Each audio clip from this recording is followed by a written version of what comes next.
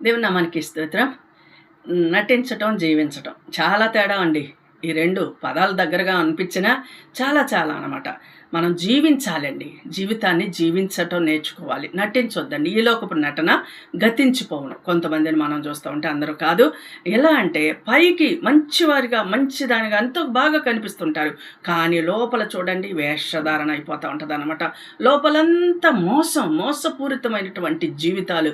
భార్యను మోసం చేయటం, భర్తను మోసం చేయటం, బిడ్డల్ని, కుటుంబాల్ని, ఫ్రెండ్స్‌ని అసలకి ఎలా ఉంటదంటే మనిషికి ఒక రకంగా జీవిస్తా ఉంటారు. నువ్వు ఏది చేసినా దేవుడు నిన్ను చూస్తున్నాడు. నువ్వు మంచిగా నడుస్తున్నావా? ఆలోచించు. చెడ్డగా నడుస్తున్నారా? ఆలోచించాలి మనం. మన మానవ జీవితాన్ని నైజాన్ని మనం మార్చుకోవాలి జాగ్రత్తగా, మంచితనంగా. ఎందుకంటే మనం పైనంతా మంచిగా ఉండి లోపలంతా చూడండి కుళ్ళు కుషద్ధంతో ఉంటాయి. అవన్నీ కరెక్ట్ కాదు కదా. దేవుని చిత్తము కానే కాదనమాట.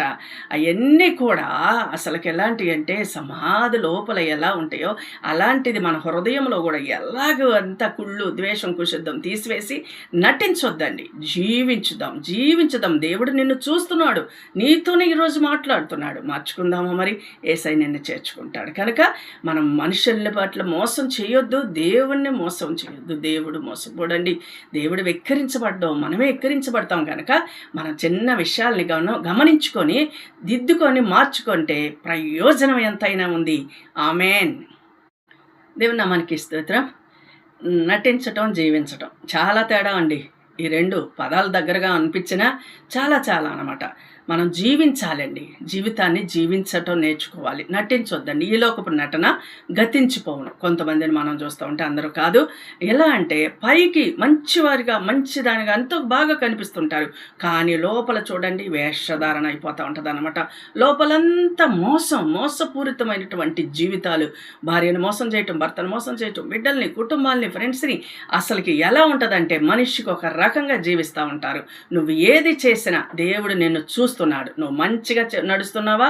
ఆలోచించు. చెడ్డగా నడుస్తున్నారా? ఆలోచించాలి మనం. మన మానవ జీవితాన్ని నైజాన్ని మనం మార్చుకోవాలి జాగ్రత్తగా, మంచితనంగా. ఎందుకంటే మనం పైనంత మంచిగా ఉండి లోపలంతా చూడండి కుళ్ళు కుషద్ధంతో ఉంటాయి. అవన్నీ కరెక్ట్ కాదు కదా. దేవుని చిత్తము కానే కాదనమాట.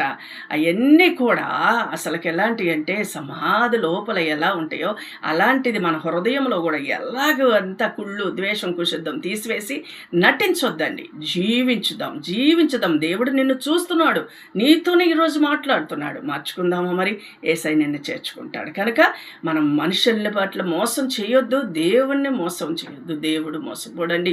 దేవుడు వెక్కిరించబడ్డాం, మనమే వెక్కిరించబడతాం. కనుక మనం చిన్న విషయాల్ని